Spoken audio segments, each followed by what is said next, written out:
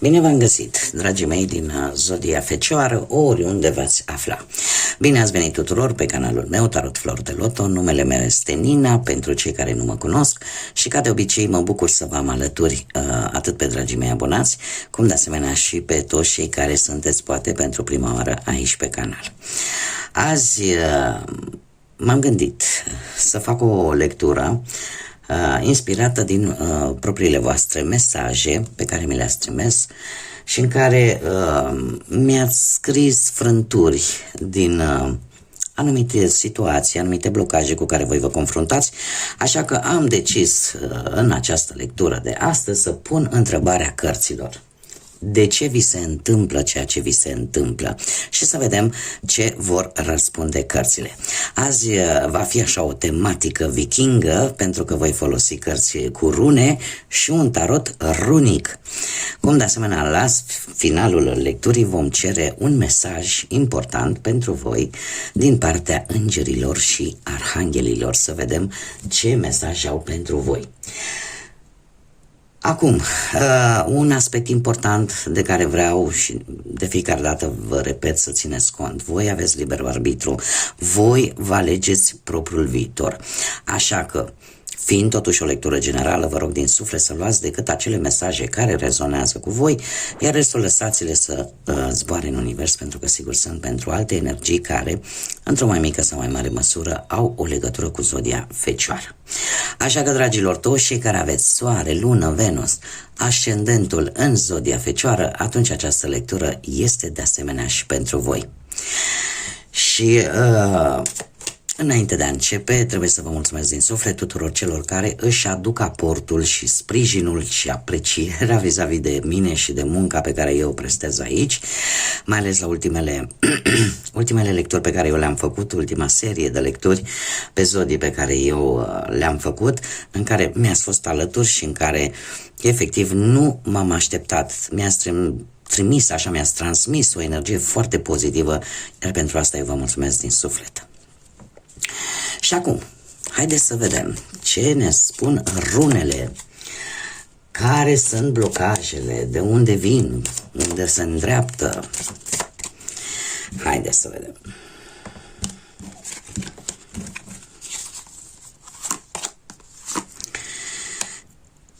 Da, și avem prima rună care reprezintă situația actuală. Avem runa Ewas. Ei, se pare că în acest moment eu aș spune că treceți printr-o schimbare posibil. O schimbare care pentru unii dintre voi este destul de bună și care vă poate ajuta să treceți peste un anumit obstacol sau peste o anumită, eu aș spune, o schimbare care să vă ajute să vedeți o anumită situație cu alți ochi, să o vedeți dintr-o altă perspectivă. Poate că unii dintre voi, nu știu, mi se transmite foarte mult ideea asta de mișcare. Dar ca și cum e o permanentă mișcare aici. Și sunteți mult mai încrezători în voi, apare loialitatea unei persoane sau voi sunteți mai loiali poate unei anumite persoane, dar în special apar niște mișcări, apar niște schimbări care pe voi încet încet vă ajută. Vă ajută să depășiți anumite obstacole. Haideți să vedem care este direcția. Și îl avem pe Ungio. Ei, dragilor, direcția este una bună. Ne vorbește această rună despre prosperitate, despre celebrări, despre reușite, recompense. Se pare că încet, încet vine acea calmitate după furtună. Ceva aici iese bine. Iese bine și lucrurile se vor echilibra. Direcția este una bună. Care este blocajul vostru? Ei, dragilor, blocajul vostru este reprezentat de către runa Ehwaz. Sunteți într-o... Eu aș zice că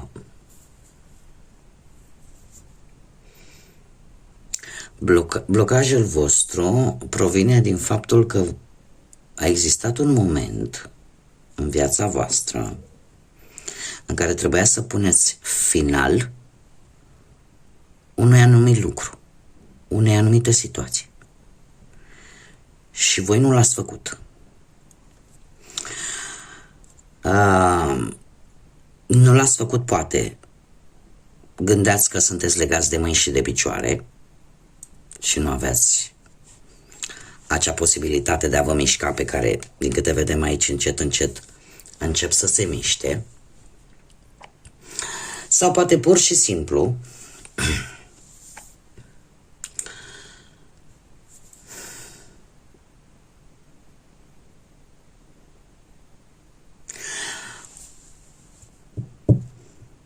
dragilor, v-ați încăpățânat unii dintre voi să țineți ori de o relație, ori de o situație cu dinții, care era de multă vreme.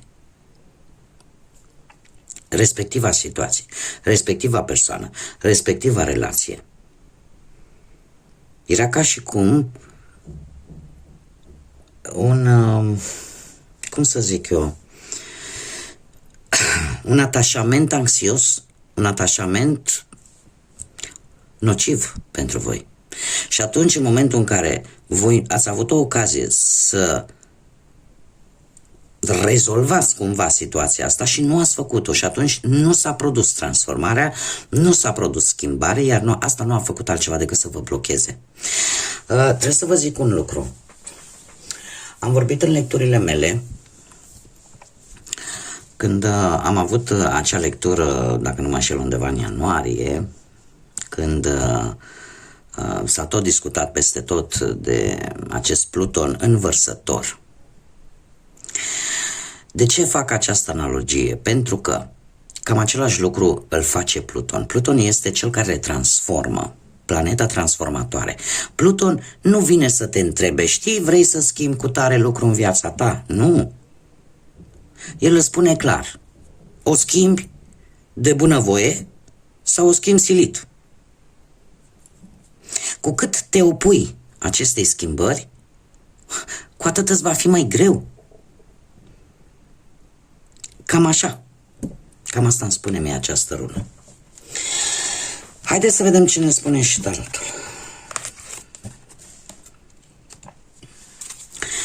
Și îi punem întrebarea, de ce se întâmplă ceea ce se întâmplă pentru, dragii mei, din Fecioară?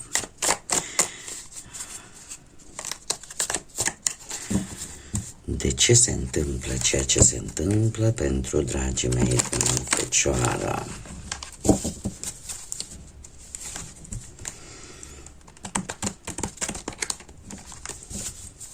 Haideți să vedem.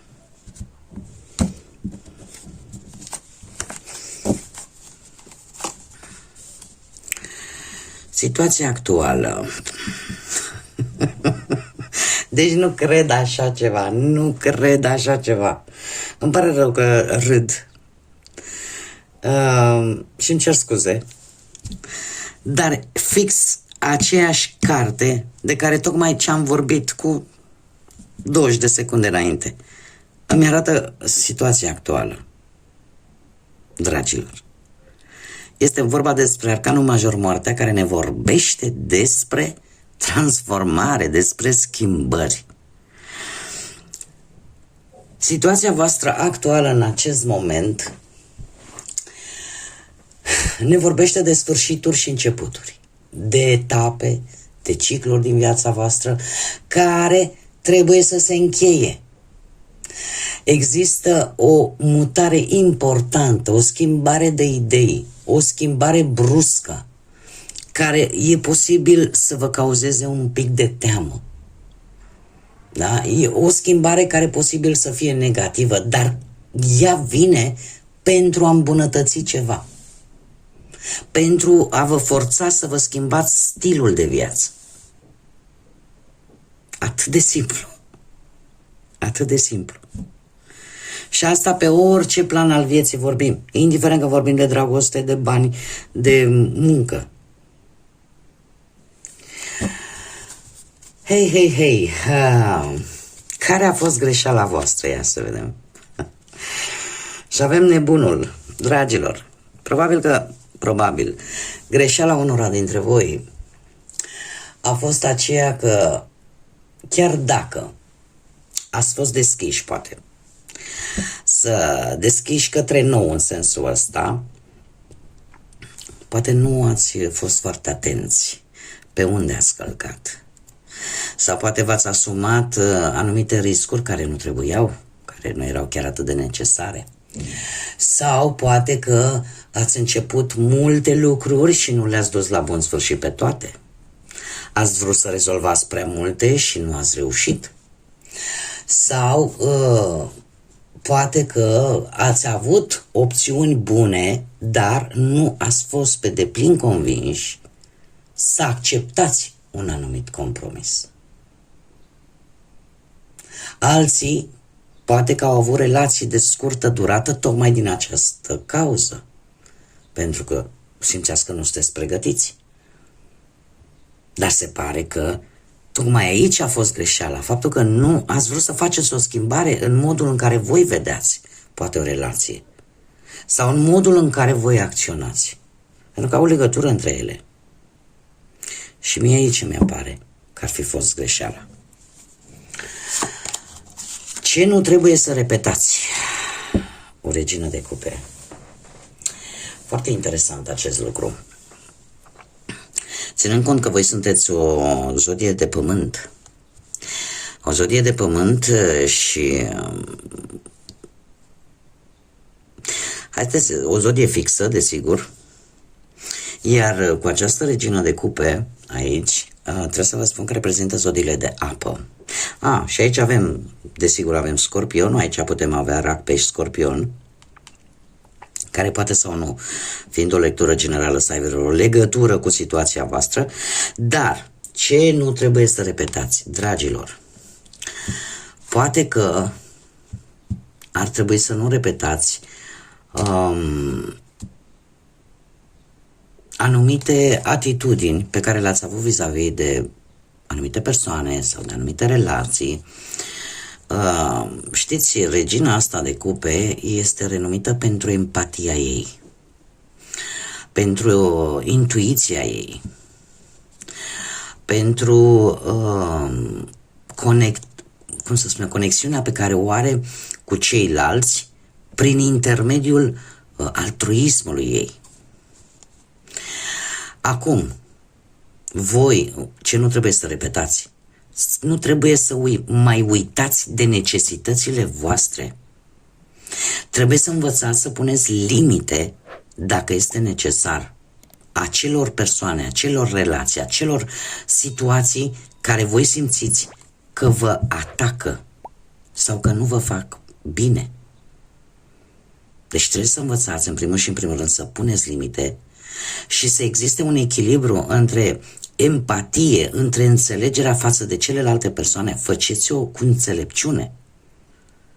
Știu că nu sună foarte ortodox ce spun eu acum, dar nu toată lumea poate merită empatia voastră dusă la extrem. Și sunt persoane pe care voi le acceptați prin atitudinea voastră, le acceptați să vă facă rău. Pentru că nu le puneți limite. Să știe unde să se oprească.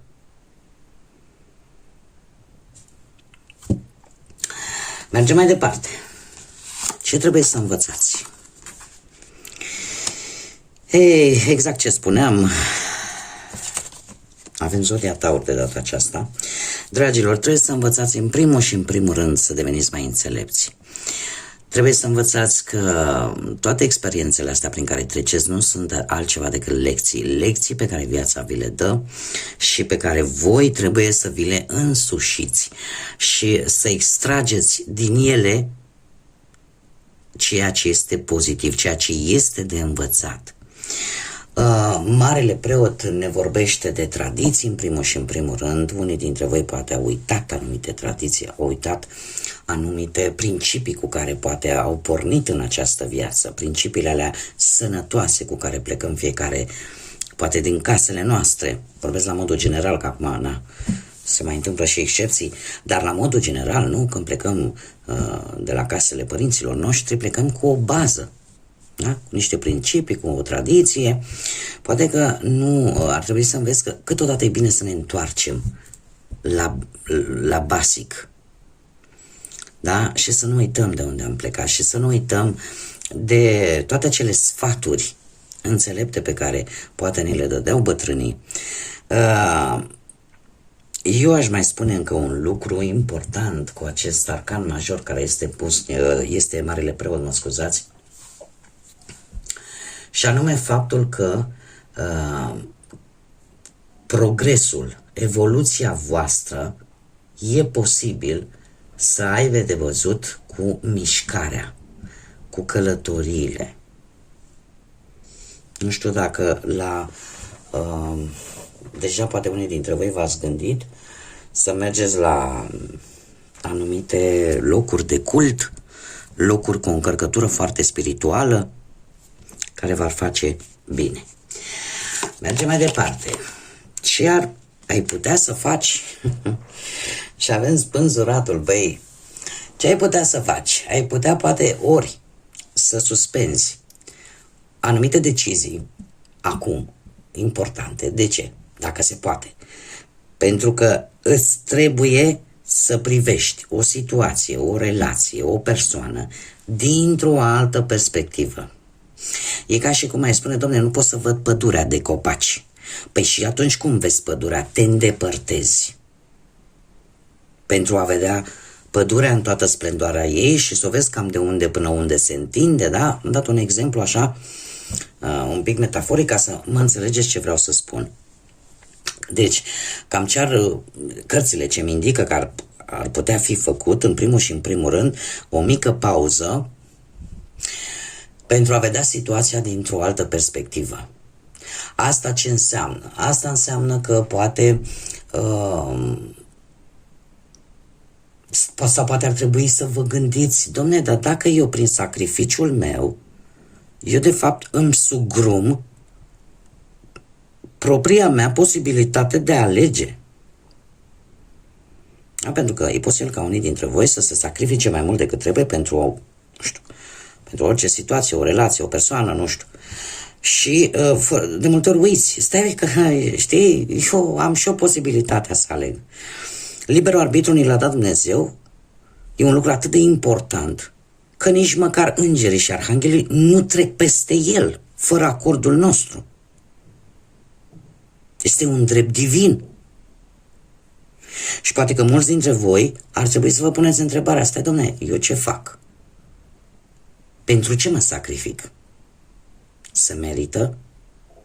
Nu se merită? Poate ar trebui să vă puneți întrebarea, mai trebuie să aștept? Nu este destul de clar? Da? Deci spânzuratul vine cu o mulțime de variante. Da? Și acum haideți să vedem concluzia. Dragilor, concluzia este următoarea. Lucruri noi vor veni în viața voastră. Nu vor rămâne așa. De ce spun acest lucru? Pentru că avem un as de monede. Cel puțin pe parte financiară, ceva se va rezolva. Și ce aș mai avea eu de spus? Faptul că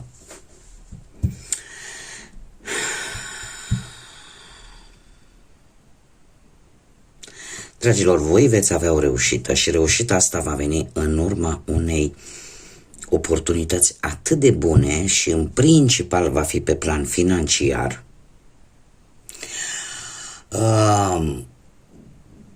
Nu știu, orică vă vor ajunge niște bănuți neașteptați, orică vine o mișcare promițătoare pe la locul de muncă sau vi se dă o nouă responsabilitate care la rândul ei pe voi vă ajută să avansați, orică veți primi o veste bună, orică unii dintre voi poate veți obține un job cu o activitate total nouă, dar care să vă aducă acea bunăstare, acea stabilitate de care voi aveți nevoie.